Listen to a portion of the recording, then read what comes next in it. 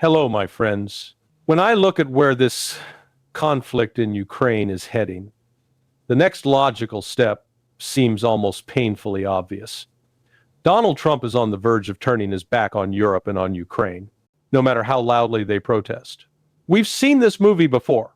In the past, he made a tough statement, then went to talk to the Europeans, got pulled back toward their line, and adjusted his stance. This time feels different. This time, both he and Putin appear to be back on their original tracks, and the room for maneuver is shrinking fast. Trump is a deeply volatile personality, and you never fully know what he'll do in any given moment, but the structural pressures on him now all push in the same direction. Disengagement from Europe's Ukraine project and a search for a more rational relationship with Moscow. You can imagine a worst-case scenario for Brussels and Kyiv that is frankly not far from reality. Trump simply says, enough, I'm done.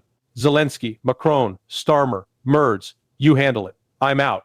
That sounds dramatic, but underneath the theatrics is a very blunt arithmetic.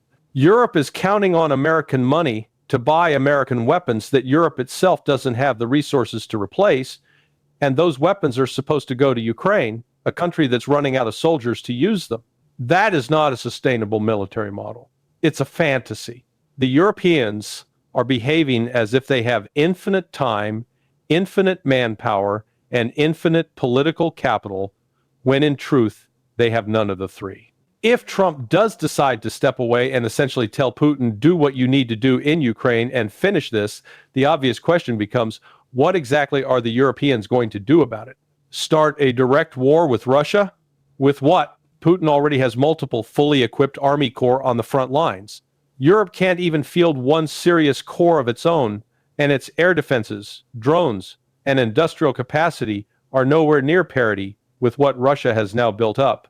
If they escalate, they're not confronting the Russia of 2014 or the caricature of a gas station with nukes that Western pundits love to repeat.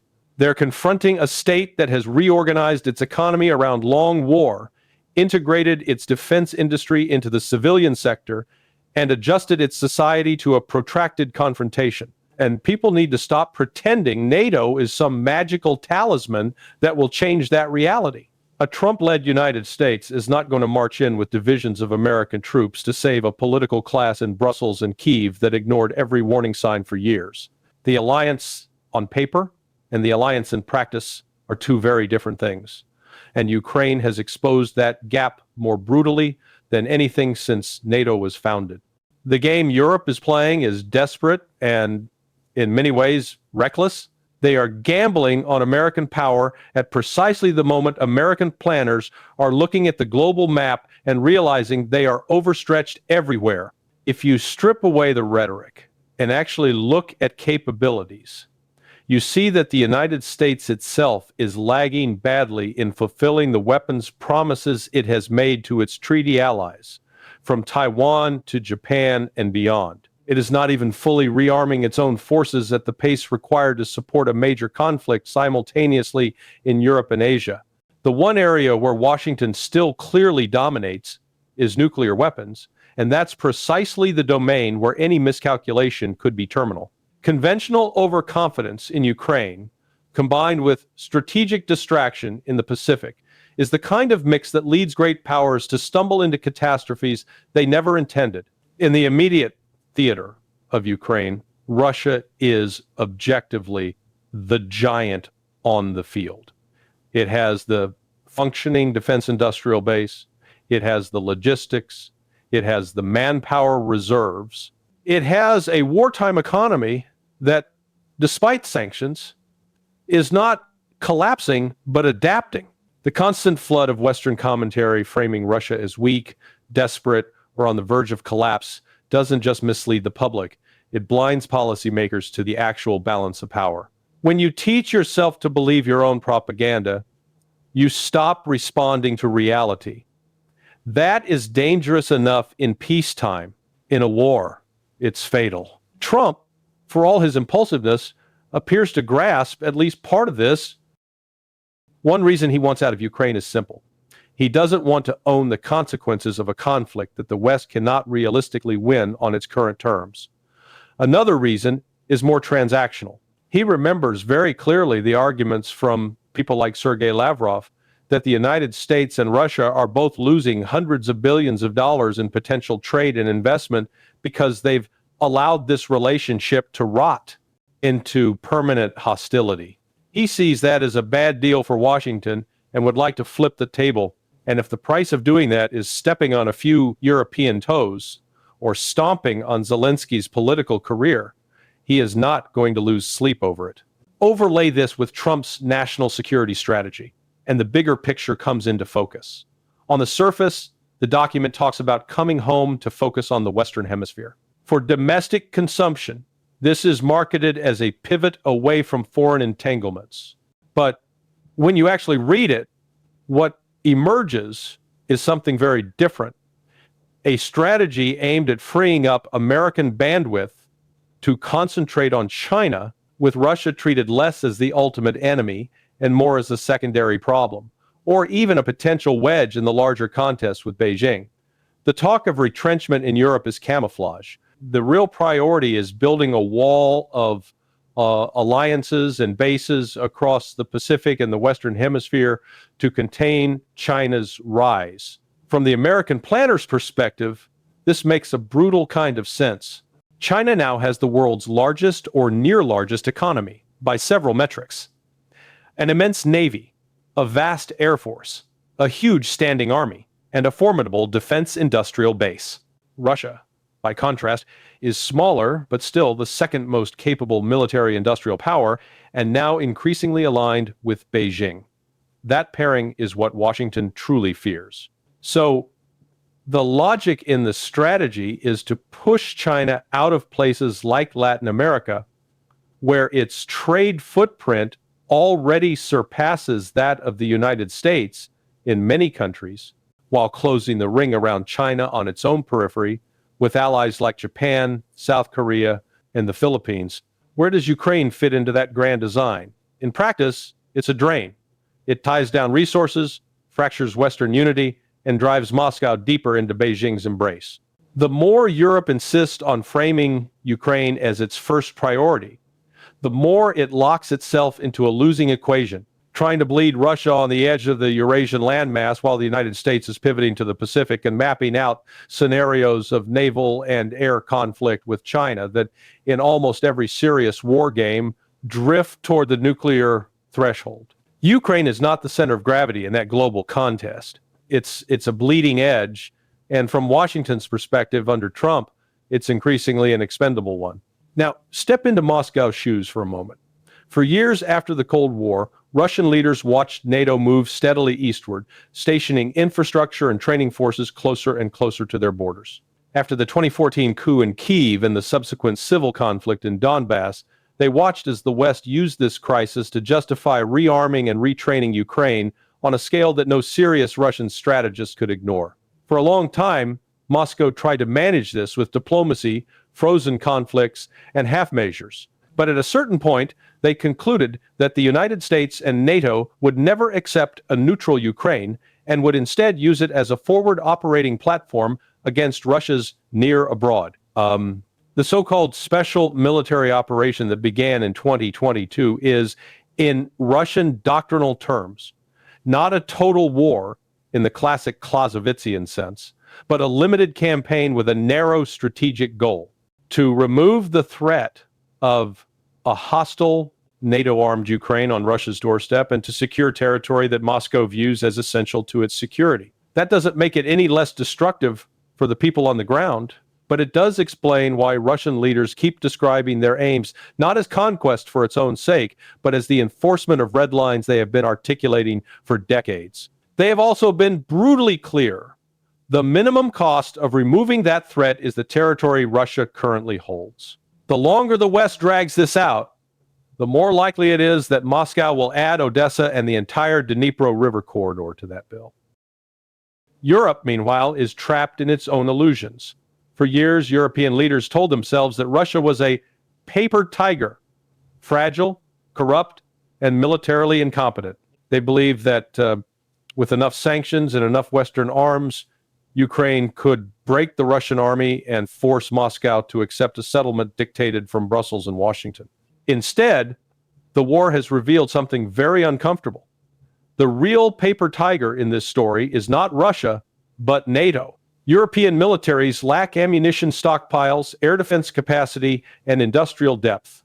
They cannot sustain a high-intensity land war, even on their own continent, without American support, and that support is increasingly contested inside the United States itself. Politically, European leaders are now deeply invested in this failed bet. Their personal reputations, their party brands, and their legitimacy in front of their own publics are all tied to the narrative that Ukraine must win and Russia must be defeated. When you reach that point of psychological commitment, it becomes almost impossible to reverse course. Rather than change strategy, you double down. You announce new arms packages when you barely have weapons to send. You float ideas about sending troops when your armies exist more on paper than in reality. You paint every hint of compromise as betrayal, even as the battlefield map continues to move in Russia's favor. That is why I say a clean slate may ultimately be required in Europe, a wholesale turnover of the political class that led the continent into this cul-de-sac. My fear is that when that turnover comes, it will not resemble the pragmatic realignment of the 1,970 seconds or 1,980 seconds, but something closer to the angry, unstable politics of the 1,000 economic strain, energy shocks, disillusionment with institutions, and a sense of humiliation over the failure in Ukraine are the perfect breeding ground for more radical forces. If Europe insists on clinging to an unwinnable proxy war against a nuclear-armed neighbor, it is not just Ukraine that will pay the price. The internal stability of Europe itself will come under increasing pressure. At the root of all this is a refusal in the West to accept that power is shifting in the international system. For decades after the Cold War, Washington acted as if being the sole superpower gave it the right to crush any emerging challenger, whether through sanctions, covert operations, or military force. That mindset bled into Europe's strategic thinking as well. The assumption was that Russia could be contained, humiliated, or broken without serious risk, and that any resistance from Moscow would be short-lived. The war in Ukraine has shattered that assumption. Russia has not broken. It has hardened, and by driving it into partnership with China, the West has arguably created the very Eurasian bloc it most feared. There is another path. It does not require liking Russia's system or China's. It does not require moral approval. It simply requires recognizing that in a nuclear world, the old winner-takes-all approach to great power rivalry is suicidal. Instead of treating every move by Moscow or Beijing as an existential threat that must be countered everywhere all the time, the West could learn to accommodate some of these shifts, not through appeasement, but through hard-headed diplomacy and economic realism. That means accepting that Russia will not allow a hostile NATO proxy on its border indefinitely. It means accepting that Ukraine's borders, in practice, are unlikely to return to their pre-2014 lines. And it means building a European security architecture that includes Russia in some form rather than permanently excluding it. Trump's instinct to get out of Ukraine and to reopen channels with Moscow is not in itself irrational. What is dangerous is the way it is being pursued, as a personal improvisation rather than as part of a coherent, negotiated settlement that acknowledges legitimate security interests on all sides. If the United States simply walks away and leaves Europe to face Russia alone without having prepared the ground diplomatically, the shock to the system in Kyiv and Brussels could be severe. That kind of abrupt disengagement, combined with a Russian leadership that feels vindicated and a European elite that feels cornered, is precisely the sort of configuration in which miscalculations multiply. We are already far closer to the nuclear threshold than most people realize. War games that pit the United States and its allies against a peer adversary tend to end in scenarios where both sides suffer heavy conventional losses and then face the terrible question of whether to escalate or accept defeat.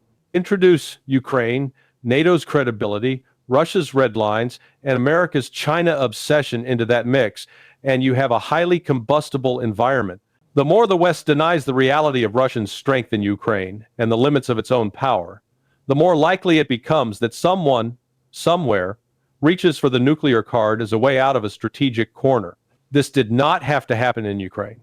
It was not inevitable. But once you decide to treat Russia as a permanent enemy, to expand a military alliance to its borders, to arm and train its neighbor as a proxy, and to ignore every warning that this would cross a red line, you narrow your own options. Russia responded in the way great powers have always responded when they believe their security perimeter is under direct threat. You can condemn it, you can regret it, but you cannot pretend to be surprised. If the West wants to avoid an even larger disaster, it will have to do something it has resisted for years. Step out of its own narrative, look honestly at the balance of forces on the ground, and start negotiating with Moscow from a position of realism rather than wishful thinking.